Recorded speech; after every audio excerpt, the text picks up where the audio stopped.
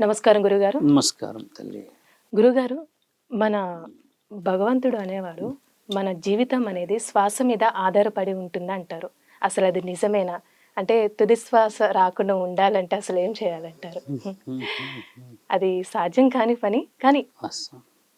అయ్యేలాగా. ఓ రోజు మేము మా గురువు గారితో కూర్చున్నాం. చాలా చిన్న వయసు వాడినప్పుడు. అతలాకుతలమయ్యే ప్రశ్నలు నేను వేసేవాడిని ఆయన గారిని. గురువుగారు అంటే ఆయన చెప్పు, మాట్లాడదాం రుద్ర, ఏ విషయాలైనా చెప్తాను అనేవాడు. ఓ విషయం మేము అడిగాం. మానవుడు పుడతాడు, చనిపోతాడు. చనిపోయినాక మట్టిలో వేస్తారు, మళ్ళీ కడుపులోకి వస్తాడు, కడుపు పుడతాడుగా. అసలు మానవుడు పుట్టడం ఎందుకు అని అడిగాను. చావడం ఎందుకు? ఎలాగో 90కో 100కో సచ్చేవాడికి పుట్టించడం ఎందుకు అనగానే ఆయన గారు కొంచెం ఆలోచన చేసి, ఇది పెద్ద ప్రశ్నే, జననం మరణాన్ని రాసినవాడు పరమాత్ముడైతే దాన్ని పునరుద్ధరణ చేసుకునేవాడు మానవ శరీరం ఎత్తినవాడు, అంటే పుణ్య కార్యక్రమాలు చేయడానికి. నేను పరమశివుడని అని శివుడు చెప్పిన ఒక సందర్భాన్ని చెప్తాను. ఒక శ్వాసకి ఎందుకు ఆ విలువ ఉంది మీకు తెలుసా అమ్మ? ఒక శ్వాసకి ఎందుకు అంత విలువ ఉందో మీకు తెలుసా? మీరు ఒక స్త్రీమూర్తులు కదా. ఒక స్త్రీ, ఒక పురుషుడు బాగా అలసిపోయి పనిచేసి లేకపోతే ఏదైనా సంపాదించో, నెలంతా పనిచేసి జీతం వచ్చో తీసుకొని వెళ్తాం ఇంటికి. ఓ పండు పలహారం ఏదో తీసుకెళ్తూ ఉంటాం. అప్పుడు ఉదాహరణకి మీ నాన్నగారు వచ్చారనుకోండి పండు తీసుకొని, అప్పుడు కడప దగ్గర ఎవరెవరు ఉంటారు నీ ఉద్దేశం ప్రకారంగా చూస్తే? ఒకటి నాన్నకు సంబంధించిన బిడ్డలు ఉంటారు, కొడుకులు పిల్లలు ఎదురు చూస్తారు, నాన్న 6 గంటలకైతే వస్తాడు అని. చేతుల్లో తెచ్చి ఆ కవర్ అంటే ఆ పండుని చూస్తాం ఇష్టంగా. మీకు తెలుసా అమ్మ, ఈ పిల్లలు ఇంకా తల్లి కూడా చూస్తుంది వెనుక నించొని, కాకపోతే ఆ యొక్క కడప దగ్గర ఉండదు, మనసు ద్వారా ఎదురు చూస్తుంది. ఇక్కడ ఒక జ్ఞాపకం చాలా ముఖ్యమైనది తల్లి. ఒక జ్ఞాపకం కోసమే ఈ శ్వాస ఇంత కొట్టుకుంటూ ఉంటుంది.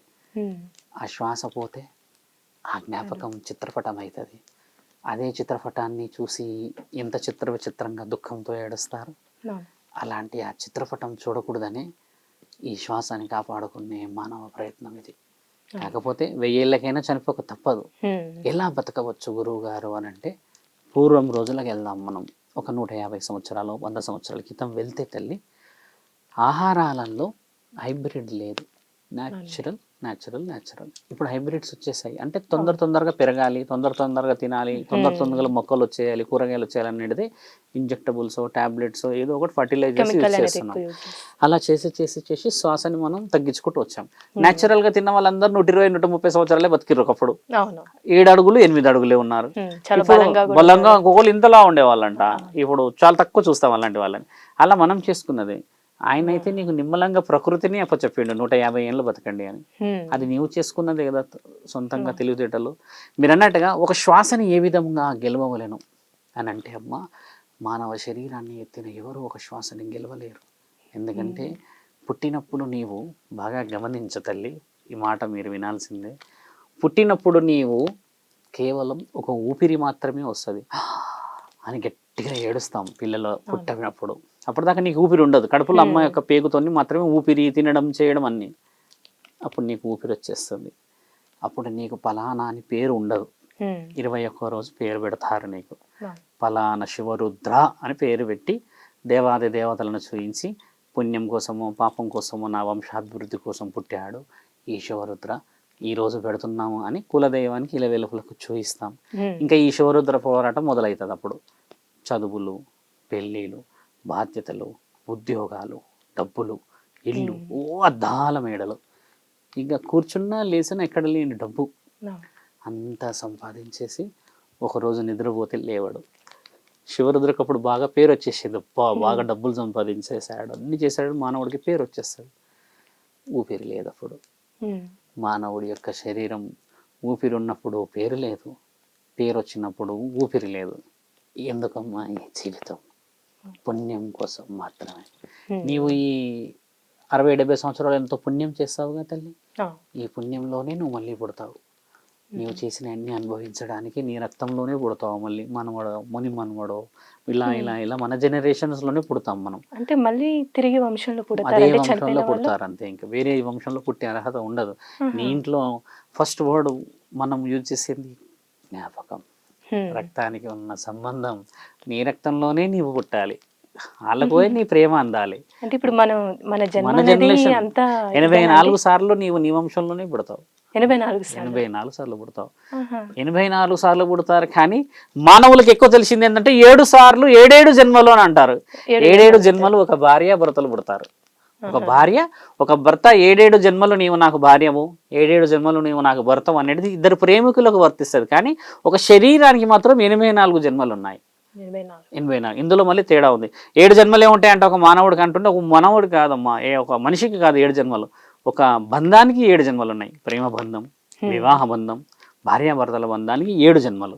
కానీ తల్లి కొడుకులు లేదా నాన్న కొడుకులు, అక్క చెల్లెళ్ళు, ఇలా మనవడు ఇలాంటి 84 వరుసలు వస్తాయి నీకు.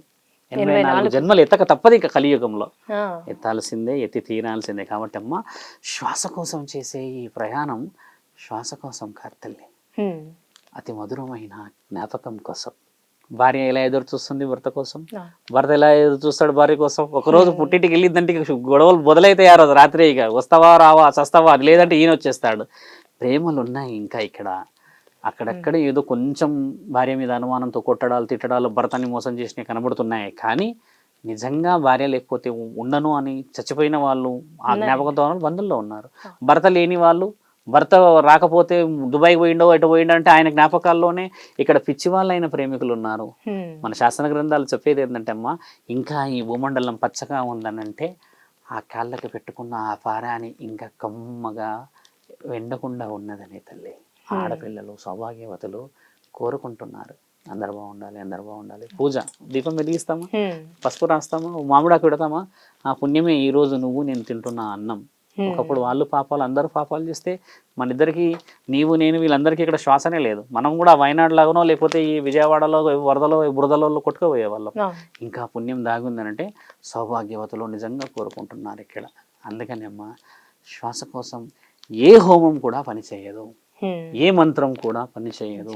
క్షమాభిక్ష కోసం మాత్రమే హోమాలు ఉన్నాయి. బాగా గుర్తుపెట్టుకో తల్లి. ఫలానా వ్యక్తి ఫలానా ఇంటికి ఫలానా కుటుంబానికి అవసరం ఉన్నది అని అంటే పరమాత్ముడు క్షమాభిక్ష పెట్టి నిన్ను మళ్ళీ బతికిస్తాడు. అది కూడా నీకు శిక్ష ఇచ్చాకే బతికిస్తాడు. అంతేగాని ఉన్నట్టుండి నాకు 70 ఏళ్ళు ఉన్నాయి, నేను 25 ఏళ్ళకి ఎక్స్టెండ్ కావాలి, ఈ హోమం చేయండి, నేను 5 లక్షలు పే చేస్తానే వాళ్ళు లేరు ఇక్కడ. అవ్వడు. బెడ్ మీద పడుకున్నాడో లేకపోతే ముత్తితో పోరాడుతున్న వాడికి మాత్రమే ఆ హోమాలు పనిచేస్తాయి. ఇప్పుడు హెల్దీగా ఉన్నాం, మనం వెళ్ళి పూజ చేసుకుంటామా? చేసుకోం కదా, అది ఫలితమే రాదు.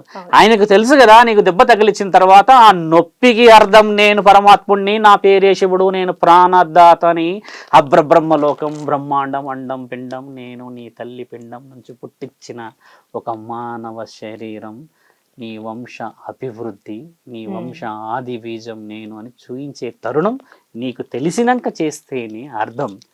నీకు బాగా తెలియాల్సిన విషయం ఏంటంటే, ఎవరికైనా చెబితే వినరు, దెబ్బ తగిలినాక కట్టుకడతారు. పెద్దలు ఏమన్నారు, చెప్పితే విను విను విను విను అంటే వినం, దెబ్బ తగిలినాక ఓ ఏడుస్తూ వచ్చి కట్టుకట్టుకుంటాం. కాబట్టి ఏంటంటమ్మా, ఎవరికైనా సరే అనుభవమే జీవిత పాఠం.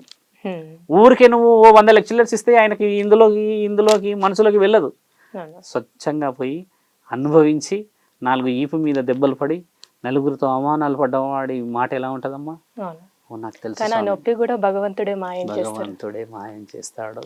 నిజంగా నీకు అవసరం ఉన్నది అని అంటేనే, లేదు అంటే అది నీకు జీవితాంతం కంటిన్యూ చేయవచ్చు. ఆయన నీకు పుట్టుక మాత్రమే తెలుసు తల్లి, నీ వంశం పుట్టుక ఆయనకు తెలుసు కదా.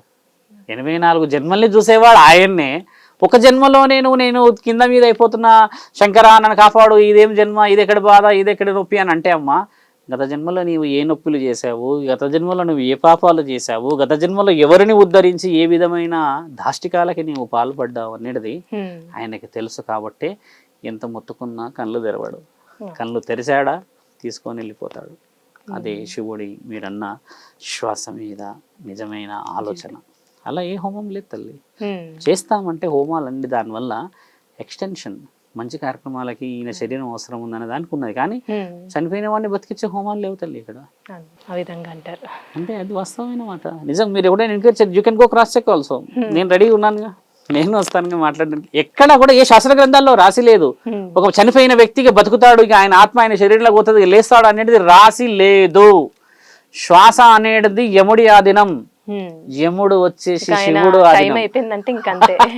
యముడు వచ్చే శివుడు ఆధీనం. కాబట్టి ఏంటంటే అమ్మా, యముడికే తప్పదు మృత్యువు సమయం వచ్చిందని అంటే మరి శివుడికి తెలియదా అమ్మా మృత్యువు? కాబట్టి శివుడి చేతిలో కూడా పాశం ఉంటుంది. అంటే ఆయన ఎవరిని పుట్టించాలో, ఎవరిని పుట్టించకూడదో, ఎవరిని శిక్షించాలో, ఎవరిని రక్షించాలో అనేది ఆయన నిర్ణయం తీసుకొని ఒక గీత రాయగలుగుతాడు. ప్రాణదాత శివుడికి తప్పితే ఈ అధికారం ఎవరికి లేదు. శాస్త్ర గ్రంథాల్లో ఇవి కూడా రాసున్నాయి. విష్ణు మహానీయుడికి ఉన్న శక్తియుక్తులు వేరు, బ్రహ్మాధిపత్యానికి ఉన్న శక్తియుక్తులు వేరు, శివుడికి ఉన్నది వేరు. ఎందుకంటే ఆయన ముల్లోక అధిపతి అనడం కంటే అమ్మ సృష్టికర్త. సృష్టికే ఇంత శక్తి ఉంటమ్మా, మరి దాన్ని సృష్టించిన వాడికి ఎంత శక్తి ఉండవచ్చు? ఇప్పుడు మనం గొడవ పడుకొని ఆ దేవుడు ఈ దేవుడు గొప్ప అనడం కంటే ముందు నీ హృదయం ఎంత గొప్పదని ఆలోచించమ్మా. దేవుడే గొప్ప అని కొట్లాడుతున్న నీ మనసు పక్కనున్న మనిషిని చూడగలుగుతుంది ఆ తల్లి. వాళ్ళు ఎలాగో గొప్ప వాళ్ళే. దేవుడు నువ్వు కొట్లాడినా కొట్లాడకుండా తిట్టులాడినా నువ్వు రోడ్డు మీద బోర్లినా వాళ్ళైతే గొప్ప వాళ్ళే. వాళ్ళ పేరు చెప్పి మనం గొడవ పడకూడదు కదమ్మా. మనం పడాల్సింది ఏంటంటే ఏ దేవుడు గొప్ప అయితే ఏంది, నీ మనసు నా మనసు తినేది 3 పూటల భోజనమేగా, పడుకునేది ఈ నేల మీదే కదా. ఒకటి ఉన్నది. ఇప్పుడు ఒక రాజుకైనా అదే నిద్ర, రోడ్డు పైన అడుకునే వాడికి కూడా అదే నిద్ర. నిద్రైన పరమాత్ముడు శాశ్వతం చేసినప్పుడు ఈ శరీరం ఎంత తల్లి. పంచభూతాలు ఇంతవరకు ఎక్కడ వాటి యొక్క రీతి తప్పలేదు. మానవుల శరీరాలలో ఇబ్బందులే. పంచభూతాలు ఎక్కడైనా తప్పాయమ్మా? అగ్ని దాని గుణం తప్పలేదు, నీళ్లు తప్పలేదు, ఆకాశం భూమి ఇన్ని తప్పనప్పుడు తల్లి ఒక మానవ శరీరం ఎట్లా తప్పుతుంది? కాబట్టి అది నీ ఆలోచన. అది పంచభూతాలను నడిపే అధిపతికే లేదు ఆ నియమ నిబంధనలు. ఎప్పుడు పోతామో తెలియని ఈ శరీరానికి ఇన్ని నియమాల. ప్రేమతో గెలిస్తే నీ జీవితం తల్లి. ఒక భార్య నమ్ముకొని వచ్చినప్పుడు ఆ నమ్మకాన్ని నిలబెట్టాలి ఆ భర్త. అదే జీవితం. నువ్వు తేలేవు, తెచ్చావు తేలేవు, నేను తాగుతాను తిరుగుతావు అనంటే ఈ జన్మకు మాత్రమే నీవు కర్మను అనుభవిస్తావు. మరో జన్మకి అత్యంత విలువైన బలమైన శిక్షలను అనుభవిస్తావు. అర్థమైందా? కర్మ అంటే ఏంది తెలుసా తల్లి? ప్రత్యక్షంగా చూస్తూ బాధపడ్డం. శిక్షలు అంటే ఏంటంటే ఏ జన్మ ఎత్తినా సరే, ఏ జన్మ పాపము ఈ జన్మ వెంటాడుతుంది. పాకుతూ కూడా పనికిరారమ్మా మనుషులు. ఆ పాపాన్ని కొంతమందిని చూస్తాం మనం రోడ్డు పైన. మనం గత జన్మలో చేసిన పుణ్యాలు మనల్ని కాపాడతాయి, మన వంశాన్ని కాపాడతాయి, మన బిడ్డలని కాపాడతాయి, మన మనమల్ని మనమరాలని కాపాడి వారికి మంచి జీవితాన్ని ఇస్తాయి. ఆ రోజు ఏ కారణం చేశారో నీ వంశం నువ్వు ఈ రోజు బాగుపడ్డావు. ఆ రోజు వాళ్ళు పాపాలు చేస్తే ఈ రోజు మనం ఇంత మంచిగా అలంకరణ చేసుకొని ఈ కేశాలు ఇలా దూసుకోను మంచి దుస్తులు వేసుకొని ఉంటాం ఆ తల్లి. ఇదే భాగ్యనగరంలో ఇదే పరిస్థితి ఉన్న వాళ్ళు ఈ రోజు చూసినమ్మా ఇక్కడ వరకు మునిగిపోయి నీళ్ళల్లో బురదలో పడుకొని ఉన్న వాళ్ళు ఉన్నారు. మరి ఏ పాపం చేయండి పరమాత్ముడు శిక్ష చేసిండొచ్చు అంటారా? ఇవన్నీ తెలుసుకోవడమే మానవుడి యొక్క అతి వృత్తాంతం. ఇది ధర్మరక్షణలో పరమాత్ముడు ఇచ్చిన స్వపరిపాలన. అర్థమైందా తల్లి? చాలా చక్కగా తెలియదు గురుగారు. ధన్యవాదాలు. ధన్యవాదాలు.